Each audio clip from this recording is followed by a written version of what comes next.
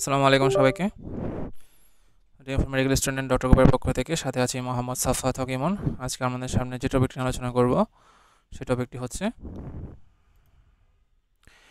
periodontitis as a manifestation of systemic disease, periodontal abscess, pericoronitis, and acute necrotizing ulcerative gingivitis। চলুন তাহলে শুরু করি। এর মধ্যে প্রথমে আমরা আমাদের যে পূর্বের টপিক রয়েছে, যে টপিকের মধ্যে আমাদের periodontal disease উইথ সিস্টেমিক কজের সাথে রিলেট ছিল, তার একটি ডিজিজ আলোচনা করব। এর মধ্যে এটি হচ্ছে পেপিওলন লিফেব্রি সিনড্রোম। সিনড্রোম থেকে আমরা বুঝতে পারতেছি এটার মধ্যে মাল্টিফ্যাক্টরিয়াল বিভিন্ন ধরনের আমরা কি দেখতে পাবো, ফিচার দেখতে পাবো। তার মধ্যে একটি ফিচার হচ্ছে কি আমাদের ওরাল পেরিওডন্টাল ডিজিজ রিলেটেড। তো এখানে বলা হচ্ছে এটা একটা হচ্ছে রেয়ার অটোসোমাল রিসেসিভ ডিসঅর্ডার, যেখানে আমার কি দেখা যায় হাইপার কেরাটোসিস দেখা যায় of palm and sole. Starting in infancy, অর্থাৎ ইনফ্যান্ট বয়সে আলটিমেটলি কী হয় আমাদের পাম এবং সোলের মধ্যে আমরা হাইপার কেরাটোসিসের ফিচার পেয়ে থাকি। এরপরে বলা হচ্ছে early onset periodontal destruction due to mutation in the key cathepsin C জিন, অর্থাৎ যেহেতু জেনেটিক একটাই ম্যাচুরেশন বা হচ্ছে মিউটেশনের কারণে আলটিমেটলি আমাদের এই সিনড্রোমটা হয়ে থাকে, তাহলে ওখানে যে ক্যাথেপসিন সি জিনটা রয়েছে ওই জিনের মধ্যে যদি মিউটেশন হয় আলটিমেটলি ওটা কী করে পেরিওডন্টাল ডিস্ট্রাকশন করে। এখন প্যাথোফিজিওলজি যদি আমরা আলোচনা করি তাহলে বলা হচ্ছে আমাদের যে হোমোজাইগাস ইন্ডিভিজুয়ালস রয়েছে, ঠিক আছে, যাদের থেকে আলটিমেটলি আমাদের কী হবে ক্যাথেপসিন জিনের যে অ্যাক্টিভিটিটা সেই অ্যাক্টিভিটিটা হ্রাস পাবে, ফলে আমাদের কী হয় impairing the antibacterial function of neutrophil. তাহলে আমাদের নিউট্রোফিলটা এক্ষেত্রে কী করতে পারে না, ঠিকমতো কাজ করতে পারে না, ঠিক আছে। আর যারা হেটারোজাইগাস ক্যারিয়ার আছে, ঠিক আছে, এদের ক্ষেত্রে দেখা যায় হচ্ছে রিডিউস থাকে, মানে থাকে কিন্তু কম থাকে, ঠিক আছে। আর এদের ক্ষেত্রে হচ্ছে কি না বললেই চলে যারা হোমোজাইগাস আছে, ফলে আমাদের কি থাকবে না, কোনো ধরনের সিগনিফিক্যান্ট হেলথ ইফেক্ট আমরা পাবো না। অর্থাৎ ক্যাথেপসিন সি জিনটা আলটিমেটলি কী করতেছে আমাদের যে অ্যান্টিব্যাকটেরিয়াল ফাংশন অফ নিউট্রোফিল এটাকে প্রভাবিত করতেছে। যদি হোমোজাইগাস ইন্ডিভিজুয়াল হয় তাহলে এক্ষেত্রে হচ্ছে এদের সি জিনটা থাকে না, যার কারণে কি হয় নিউট্রোফিলের কাজটা ঠিক মতো হয় না। আর যারা হেটারোজাইগাস ইন্ডিভিজুয়াল তাদের ক্ষেত্রে হচ্ছে ক্যাথেপসিন সি জিনটা থাকে, তবে কম পরিমাণে থাকে, যার কারণে অ্যান্টিব্যাকটেরিয়াল যে ইফেক্ট অফ নিউট্রোফিল রয়েছে ওটা কি থাকে বজায় থাকে। এখন হচ্ছে আমরা ক্লিনিক্যাল ফিচার নিয়ে যদি আলোচনা করি তাহলে প্রথমে তো বলা হয়েছে কি থাকবে পেরিওডন্টাল ডিস্ট্রাকশনের হিস্ট্রি থাকবে, পাশাপাশি ইন্টেলেকচুয়াল ইম্পেয়ারমেন্ট অর্থাৎ বুদ্ধি প্রতিবন্ধীর একটা ব্যাপার থাকে। এরপরে বলা হচ্ছে ইন্ট্রাক্রেনিয়াল ক্যালসিফিকেশন, অর্থাৎ আমাদের ক্রেনিয়ামের ভেতরে বা হচ্ছে কি ব্রেনের ভেতরে বিভিন্ন জায়গায় যে আমাদের কি থাকে সফট টিস্যু যে কভারিংগুলো থাকে ওখানে কি দেখা যায় ক্যালসিফিকেশন দেখা যায়, এবং রিকারেন্ট স্কিন ইনফেকশন, যার কারণে কি হয় হাইপার কেরাটোসিসের মতো ফিচার আমরা দেখতে পাই। ডায়াগনোসিস হচ্ছে কি, ডায়াগনোসিস হচ্ছে আমাদের কী করতে হবে জেনেটিক স্ক্রিনিং করতে হবে, যেহেতু এটা আলটিমেটলি আমাদের জিনের মিউটেশনের কারণে হচ্ছে। এবার আমরা তাহলে যে ছবি দেখার চেষ্টা করি, তো আমরা দেখতে পাচ্ছি ফিচার হিসেবে, ঠিক আছে, পেশেন্টের কি আমরা যদি ছবিটা দেখি তাহলে এখানে আমাদের দেখা যাচ্ছে জিঞ্জিভাল হাইপ্লাসিয়া থেকে শুরু করে আমার জিঞ্জিভাল মার্জিনের মধ্যে যে ইনফ্লামেশন, পাশাপাশি আমাদের পালমাল যে ক্রিজ এবং সোল যে রয়েছে ওখানে আমাদের হাইপার কেরাটোসিসের একটা ফিচার। এরপরে আমরা দেখতে পাচ্ছি কি আমাদের পেরিওডন্টাল বোন লস এবং পকেট ডেথ ফর্মেশন, ঠিক আছে, এই যে আমাদের অনেক ডিপ পকেট ফর্মেশন হয়, যার কারণে আলটিমেটলি যে তিত রয়েছে ওই তিতটা এক্সফোলিয়েশন হয়ে চলে আসে। এবার আমরা বক্স যে 7.14 রয়েছে ওখানে যদি একটু দেখি তাহলে দেখা যাচ্ছে আমাদের অনেকগুলো ইমিউনোডিফিসিয়েন্সি ডিসঅর্ডার রয়েছে যেগুলোর সাথে পেরিওডন্টাইটিস রিলেটেড।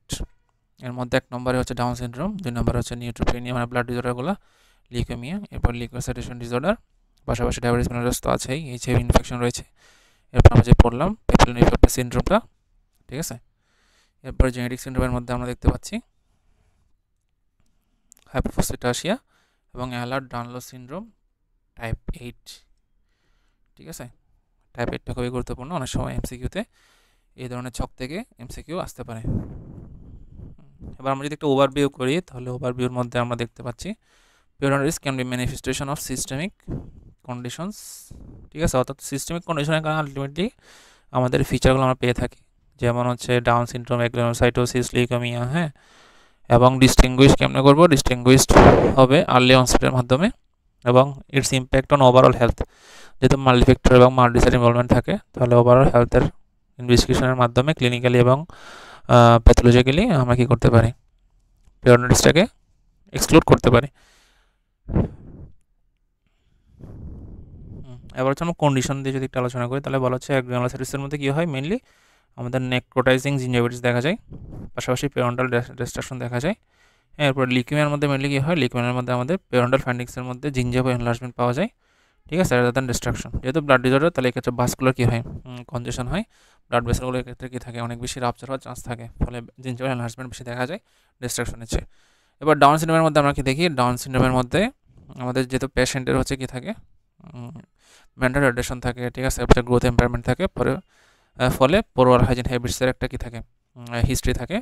পাশাপাশি periodontal issues occur typically between the ages 15 to 25, but can be managed with preventive care. তাহলে এক্ষেত্রে ডাউন সিনড্রোমের পেশেন্টের ক্ষেত্রে কী দরকার হয়, আমাদের অবশ্যই প্রিভেনশন কেয়ারের দরকার হয়ে থাকে। এবার আমরা আলোচনা করবো হচ্ছে পেরিওডন্টাল অ্যাবসেস নিয়ে, ঠিক আছে। পেরিওডন্টাল অ্যাবসেসের মধ্যে হচ্ছে আমরা মেনলি বুঝতে পাচ্ছি, হ্যাঁ, এখানে কী হবে, পাস ফর্মেশন হবে একটা, এবং একটা কী থাকবে, কেভিটি থাকবে, ঠিক আছে। তাহলে বলা হচ্ছে an acute infection of A periodontal pocket occurring at the tooth side rather than the apex. অর্থাৎ আমাদের যে ল্যাটারাল অ্যাবসেসটা থাকে, ঠিক আছে, এই অ্যাবসেসটা আমার কোথায় হয়, ঠিক আছে। আমরা যদি এই ছবিটা একটু বড় করে দেখি, তাহলে ছবির মধ্যে আমরা দেখতে পাচ্ছি এই জায়গার মধ্যে আমাদের অ্যাবসেসের একটা ফিচার রয়েছে, ঠিক আছে, টুথের রুট পোর্শনের চেয়ে, ঠিক আছে, রুট পোর্শনের চেয়ে কী থাকে, আমার টুথের ল্যাটারাল সাইডে থাকে। এবার বলা হচ্ছে commonly associated with trauma or foreign body entrapment in the pocket.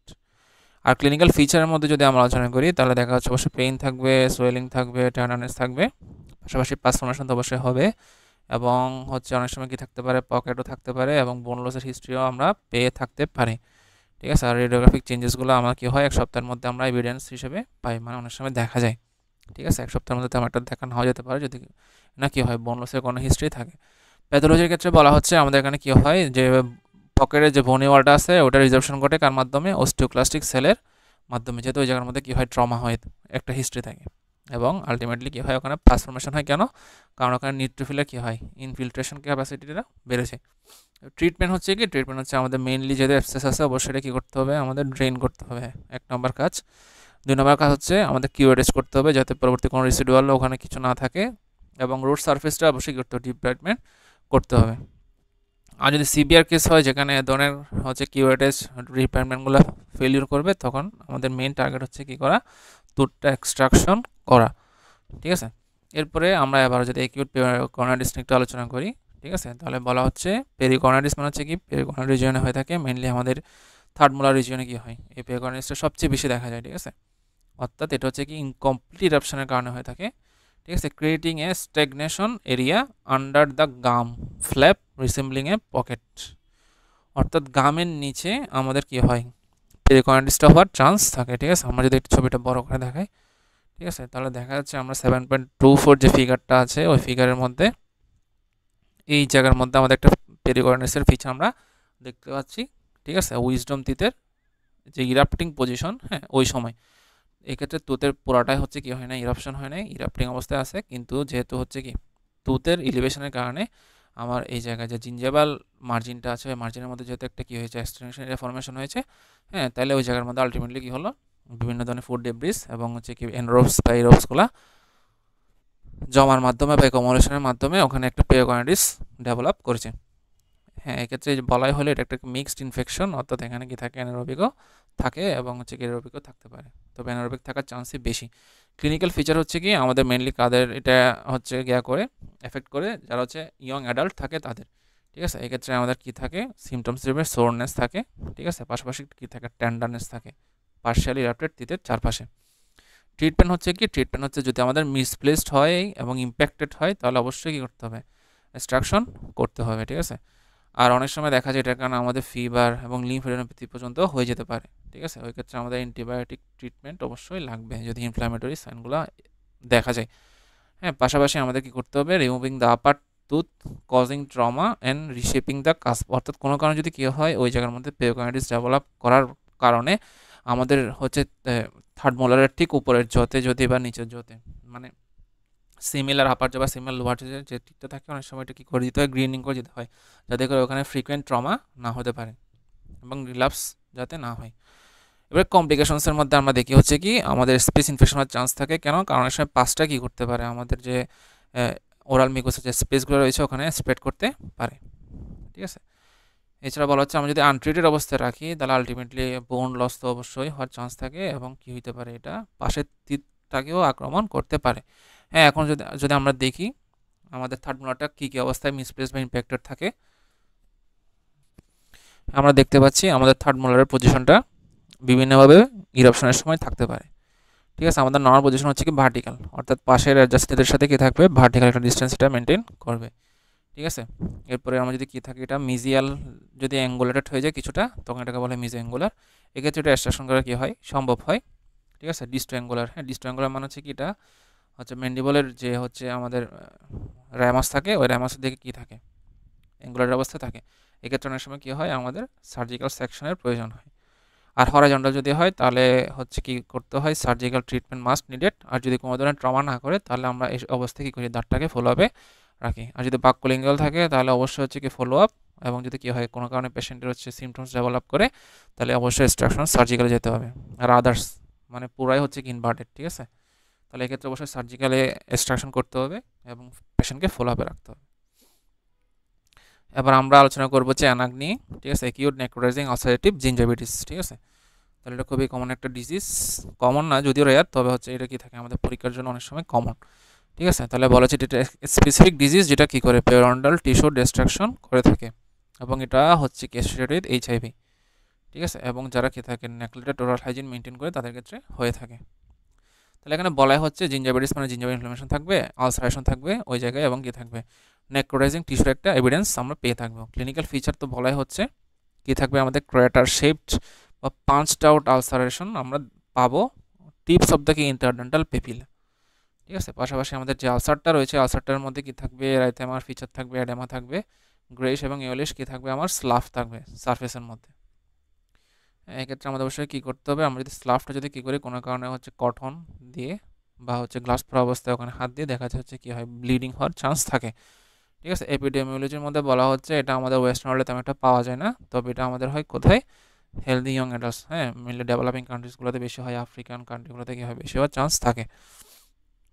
এক্ষেত্রে পজিটিভ ফ্যাক্টরে যদি বলি তাহলে আমাদের মেনলি অ্যানারোব ব্যাকটেরিয়াগুলো সবচেয়ে বেশি কার্যকরী ভূমিকা পালন করে। এক্ষেত্রে স্প্যারোকেটস এবং ফিউজোব্যাকটেরিয়ামটা খুবই গুরুত্বপূর্ণ ভূমিকা পালন করে।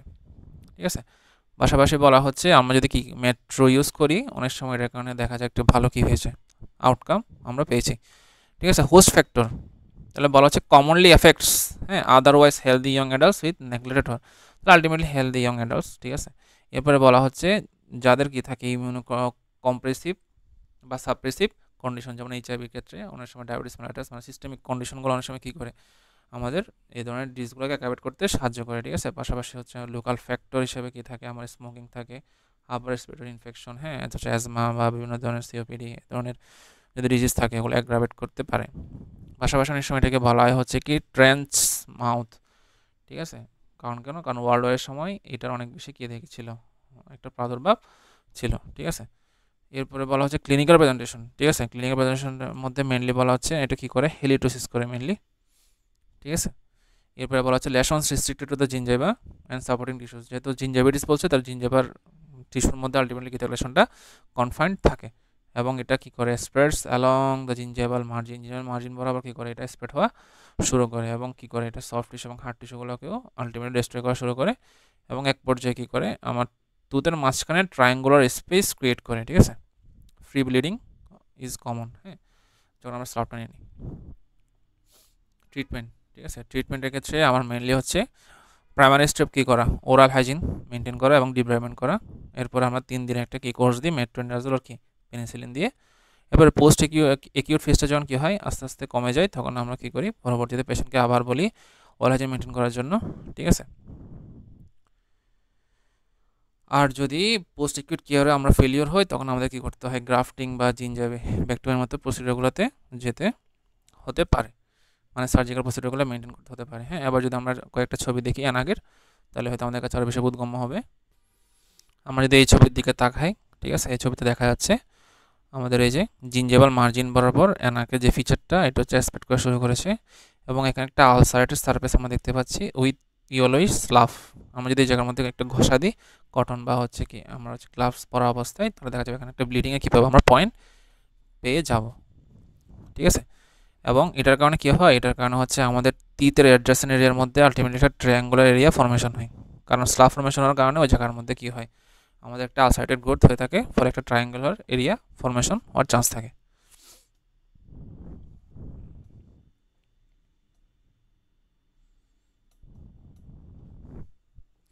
এবার আমরা যদি বক্সগুলো একটু দেখি, ঠিক আছে, বক্সের মধ্যে বলা হচ্ছে 7.16 বক্সের মধ্যে বলা হচ্ছে টাইপিক্যাল যে ফিচার, ঠিক আছে, ফিচারের মধ্যে বলা হচ্ছে এটা আমাদের ইয়ং অ্যাডাল্টের হয়, মেনলি মেলের হওয়ার চান্স থাকে, কারণ মেলে চেইন স্মোকার্স অনেক বেশি কী করে অ্যাগ্রাভেট করে, ঠিক আছে। পাশাপাশি বলা হচ্ছে ওই যে আলসারেশন তো আমরা বলেছি, জিঞ্জাভাল মার্জিন বরাবর স্প্রেড করে, জিঞ্জাভাল সোরনেস এবং ব্লিডিং দেখা যায়, ফল ব্রেদের হিস্ট্রি থাকবে, কোনো ধরনের লিম্ফ রেমেডিতে থাকবে না, ঠিক আছে। এটা অনেক গুরুত্বপূর্ণ একটা পয়েন্ট, লিম্ফ রেমেডিতে পাওয়া যায় না তেমন একটা, ঠিক আছে। ফিভারের কোনো হিস্ট্রি থাকে না, এটা একটা গুরুত্বপূর্ণ পয়েন্ট, ঠিক আছে, যার কারণে এটা কি অন্যান্য যে আমার ডিজিজগুলো আছে ওই ডিজিজগুলো থেকে এটা কী করে আলাদা করতে সাহায্য করে, ঠিক আছে।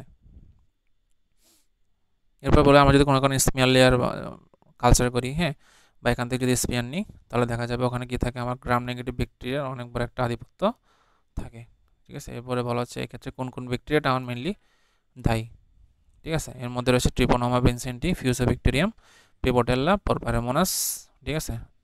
এইগুলো সবচেয়ে বেশি ইভিডেন্ট, ফিউসোব্যাকটেরিয়াম, পিবোটেল্লা এবং হচ্ছে কি পরপারেমোনাস জিঞ্জিভালিস, ঠিক আছে।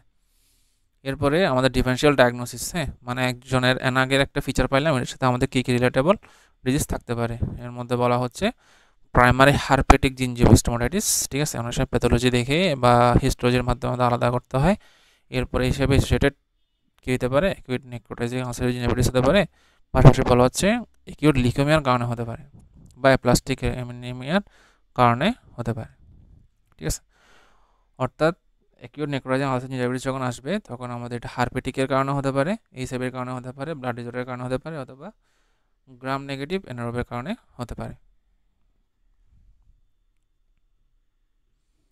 ঠিক আছে। এবার আমরা যদি কজেস নিয়ে একটু আলোচনা করি, ঠিক আছে, কেন কেন আমাদের জিঞ্জিভাল এনলার্জমেন্ট হচ্ছে, এটা কজ নিয়ে যদি আলোচনা করি তাহলে বলা হচ্ছে fibrous gingival hyperplasia, inflammatory gingival swelling. দুই কারণ হতে পারে, একটা হচ্ছে আমার ফাইব্রাস টিস্যু পলিভারেশনের কারণে হতে পারে, একটা হচ্ছে ইনফ্ল্যামেটরি প্রসেসের কারণে হতে পারে।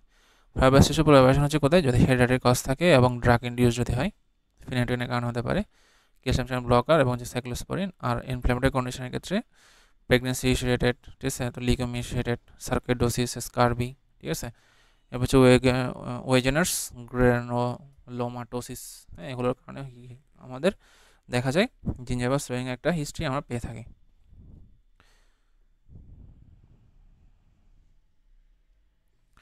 আজ এ পর্যন্তই, পরবর্তীতে আমরা নতুন ভিডিও নিয়ে উপস্থিত হব ইনশাল্লাহ। আসসালামু আলাইকুম।